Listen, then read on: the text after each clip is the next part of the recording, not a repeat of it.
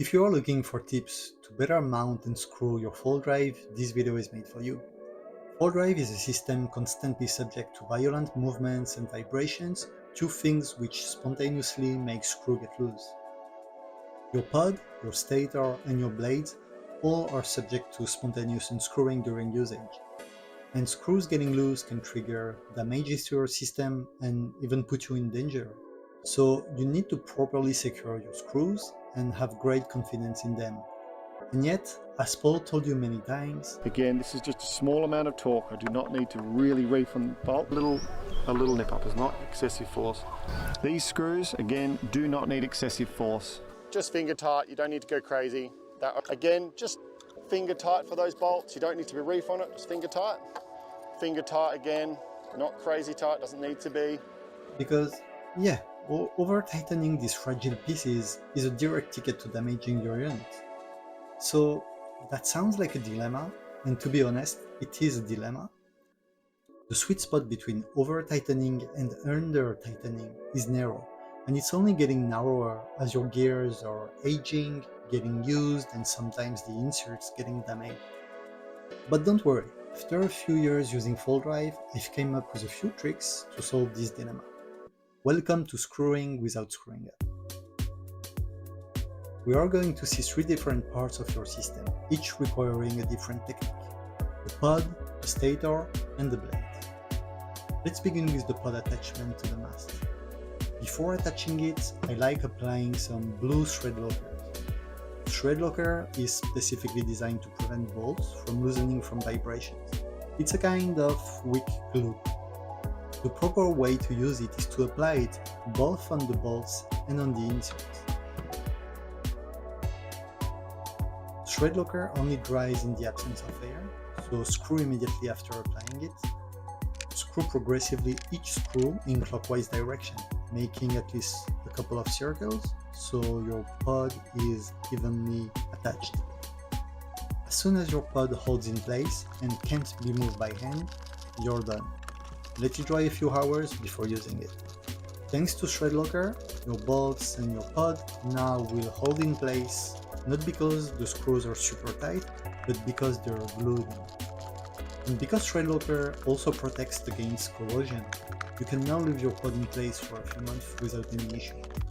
Note that because thread locker is glue, you need to reapply it every time you unscrew.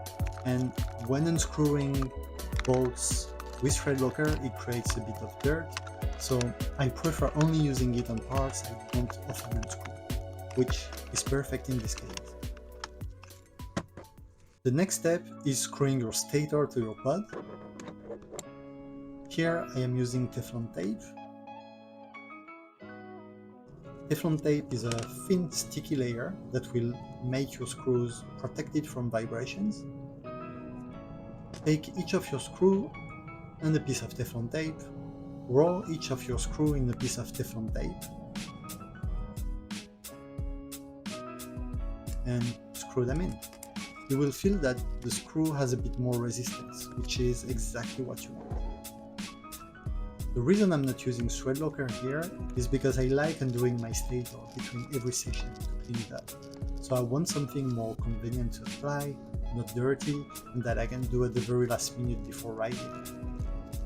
You can also add pieces of tape on top of the screws, but doing both is clearly overdoing it. I would do it only if I were going a big downwind session. Now, rotor blades. It's probably the most complicated case. But don't worry, I have a solution. If you have the new 3 blades hub with a metal insert, use thread locker on the insert.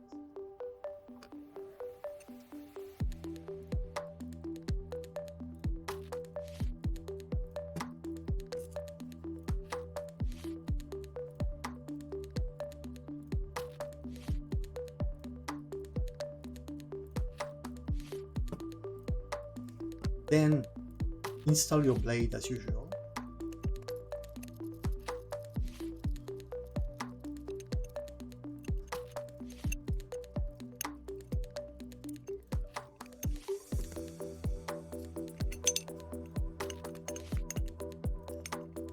And now, the most important part, we are going to glue the head of the bolt by obfuscating the cavity where the bolt is inserted. But you don't want to use a random glue. You want a specific glue, which is thick, remains flexible once dried, and won't have a strong adherence to plastic. These glues usually specify that they are not adapted for plastic or low energy plastics such as PU and TPU. I have tried several glues and this one is the best I could find. So apply a bit of glue, massage it in,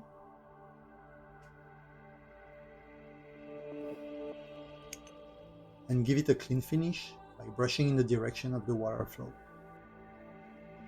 This glue is a physical barrier preventing your screw from physically being pushed outside of the rotor by the vibrations. It is also a great indicator of potential unscrewing. If despite these measures, one of your screws is getting loose, which will eventually happen at some point, you will have an obvious visual indicator of this happening, warning you to immediately take corrective actions. Depending on the glue you are using, this should last between a few weeks and a few months. You will then need to repeat the process by beginning to remove the glue previously applied, which, if you have used the proper glue, won't cause any issue, because look how easy it is to remove it.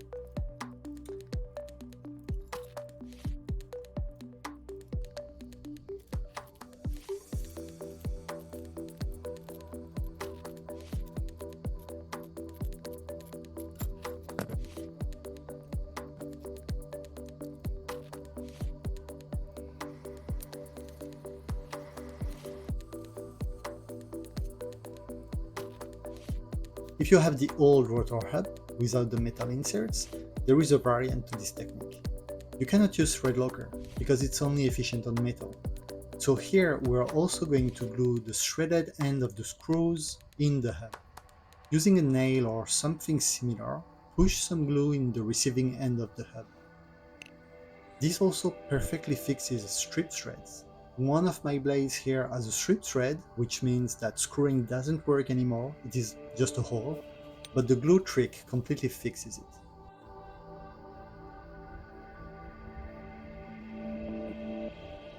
That's it for this video. Let me know in the comments what you think of these tips. If you think any of them is controversial, I'm happy to discuss it.